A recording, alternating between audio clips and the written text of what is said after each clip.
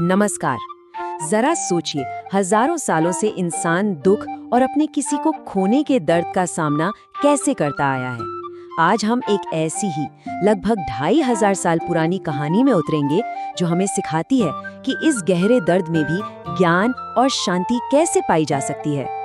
तो हमारी ये कहानी शुरू होती है किस्सा गौतमी से।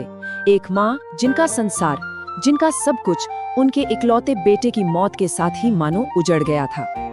उनका दुख इतना गहरा था, इतना ज्यादा था कि वो इस कठोर सच्चाई को मानने को तैयार ही नहीं थी। अपने मृत बच्चे को गोद में उठाए किस्सा गौतमी दर दर भटक रही थी।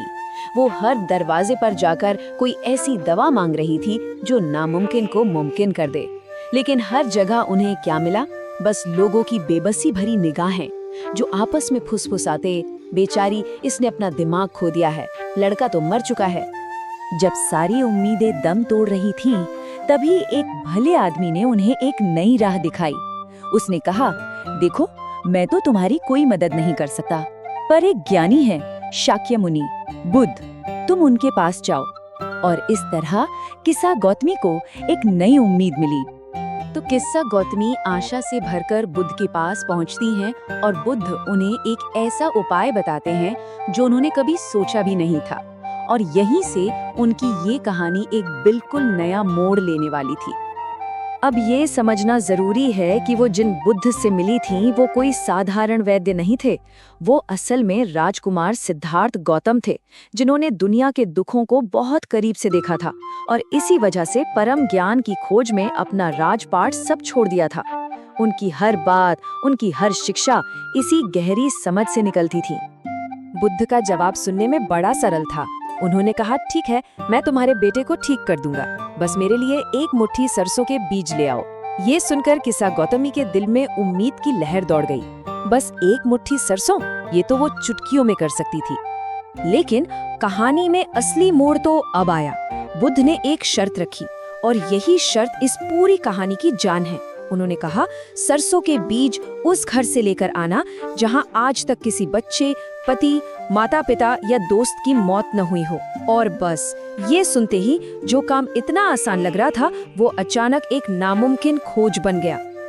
और यहीं से किस्सा गौतमी की असल यात्रा शुरू होती है।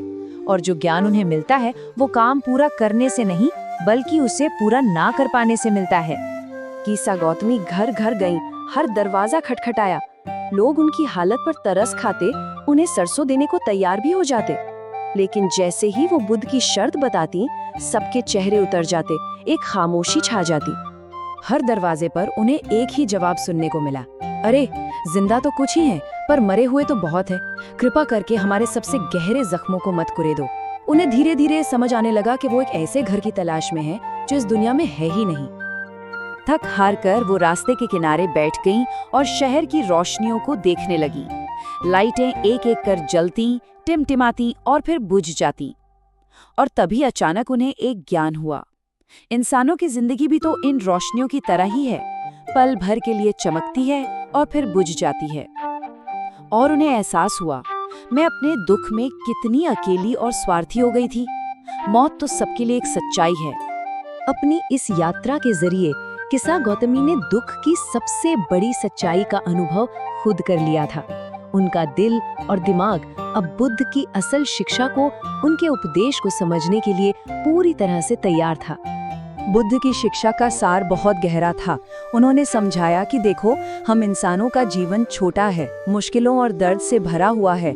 जैसे एक कुम्हार जो बर्तन बनाता है, वो जानता है कि एक दिन ये टूटेंगे ही, वैसे ही हर इंसान का अंत मृत्यु है। रोने और शोक करने से हम इस सच्चाई को बदल नहीं सकते, बल्कि ऐसा करके हम खुद को और ज्यादा पीड़ा देते हैं। बुद्ध ने यहाँ एक बहुत ही जबरदस्त उपमा का इस्तेमाल किया। उन्होंने दुख को एक तीर की तरह बताया। उनका कहना था कि मृत्यु तो बस एक घटना है, लेकिन असली दर्द, असली चुभन तो विलाप, शिकायत और शोक से होती है। यही वो तीर है जिसे अगर हम निकाल दें तो हमें शांति मिल सकती है। तो चलिए अब बुद्ध के इस प्राचीन ज्ञान को आज के समय से जोड़कर देखते हैं। क्या 2500 साल गुजर जाने के बाद भी उनकी ये बातें उतनी ही सच हैं? यहाँ हमें दो अलग अलग रास्ते नजर आते हैं। बुद्ध का मार्ग हमें ज्ञान के जरिए दुख पर विजय पाने को कहता है, वहीं आज का मनोविज्ञान कहता है कि शोक एक नेचुरल प्रोसेस है, उसे महसूस करना, उसे गुजरना जरूरी है और इसका कोई एक सही या गलत तरीका नहीं होता। आज के दौर में एक बहुत बड़ा बदलाव आया है सोच में।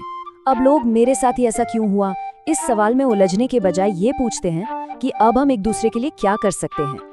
ये सोच दुख को एक अकेले की लड़ाई से बदलकर एक साझा जिम्मेदारी बना देती है, जहां लोग एक दूसरे का सहारा बनते हैं। और आखिर में मशहूर लेखक खलील जिब्रान का ये विचार हमें सोचने पर मजबूर कर देता है। यह हमें याद दिलाता है कि दुख और सुख एक ही सिक्के के दो पहलू हैं। हम अक्सर उसी चीज के लिए आंसू बहाते हैं जो कभी हमारी सबसे बड़ी खुशी हुआ करती थी। और ये एक ऐसा विचार है जिस पर हम सबको कभी न कभी जरूर सोचना चाहिए।